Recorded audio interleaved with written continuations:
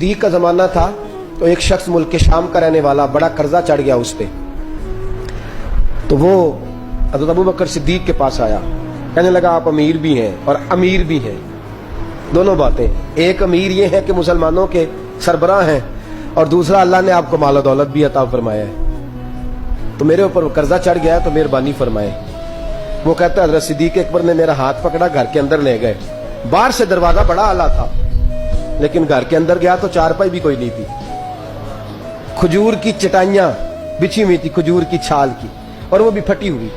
فرماتے ہیں سیدنا صدیق اکبر نے بٹھا لیا مجھے اور مجھے کہنے لگے یار تجھے ایک عجیب بات نہ بتاؤں؟ تو بتائیے۔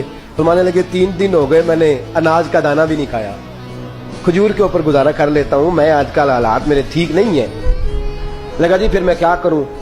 تو آپ فرمانے لگے تو عثمان غنی کے پاس جا۔ کس کے پاس؟ شخص کہنے لگا جی مجھے تو بہت سارے پیسے چاہیے۔ تو آپ نے فرمایا تیری سوچ وہاں ختم ہوتی ہے جہاں سے عثمان کی سخاوت شروع ہوتی ہے، تیری سوچ وہاں تو جو سوچتا ہے نا اتنے ملیں گے، تیری ختم ہوتی ہے سوچ جہاں سے عثمان کی سخاوت شروع ہوتی ہے، تو جا۔ کہنے لگا جی آپ کا نام لوں؟ فرمایا ضرورت ہی نہیں پڑے گی۔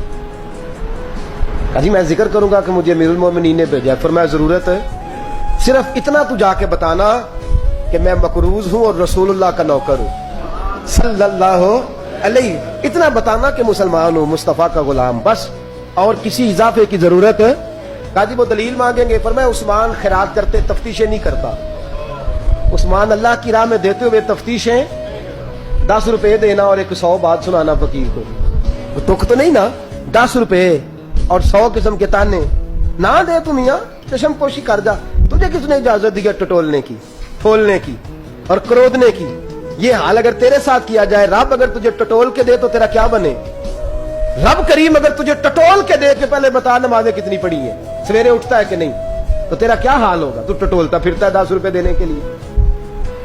حضرت عثمان غنی کی عادت نہیں، وہ شخص کہتا ہے میں چلا گیا، پوچھتا پچھاتا دروازے پہ پہنچا، دروازے پہ دستک دی تو حضرت عثمان غنی کے اندر سے بولنے کی آواز ہے، اپنے بچوں کو ڈانٹ رہے ہیں، کہتے ہیں او یار تم لوگ شہد کے اندر، دودھ کے اندر شہد ملا کے پیتے ہو، خرچہ تھوڑا کم کرو، اتنا خرچہ تم نے بڑھا دیا ہے، تم دودھ کے اندر دودھ بھی میٹھا شہد بھی میٹھا، ایک چیز کھا لو، کو بیمار ہو 2 چیزیں استعمال کرتے ہو۔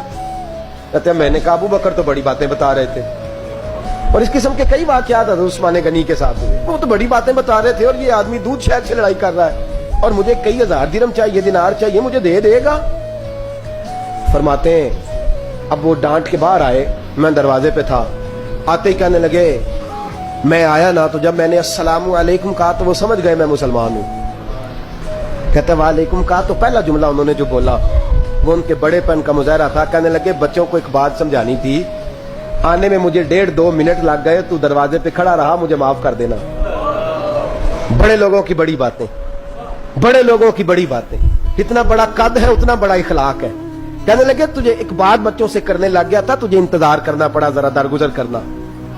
کہتے ہیں پھر انہوں نے دروازہ کھولا، جو اس وقت ان کا ماحول تھا حویلی کا، ڈرائنگ روم کا، جو بھی، مجھے بٹھایا۔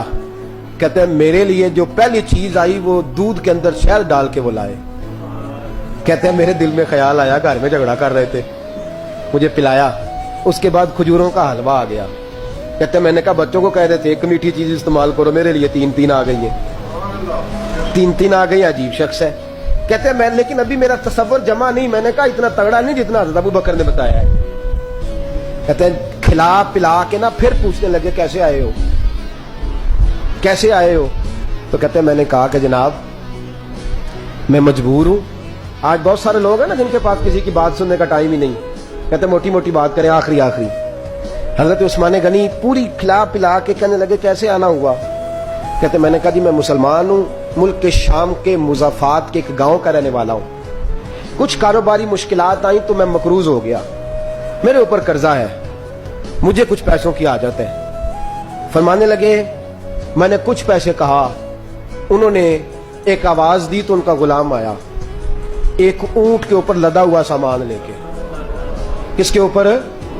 اونٹ کے اوپر۔ کہتا ہے مجھے 3000 اشرفیوں کی ضرورت تھی، میں نے بتایا نہیں 3000 چاہیے۔ اونٹ آیا تو حضرت عثمان غنی کہنے لگے اس اونٹ پر तेरे लिए तेरे घर वालों के लिए मैंने कपड़े भी रखवा दिए, खाना भी रखवा दिया और 6000 अशरफियां भी रखवा दिए। तू पैदल आया है तो अब ऊंट लेके जा। कहते मैंने कहा हुजूर ऊंट वापस कौन करने आएगा? कहने लगे वापस करने के लिए दिया ही नहीं तो तोहफा है, तू ले जा।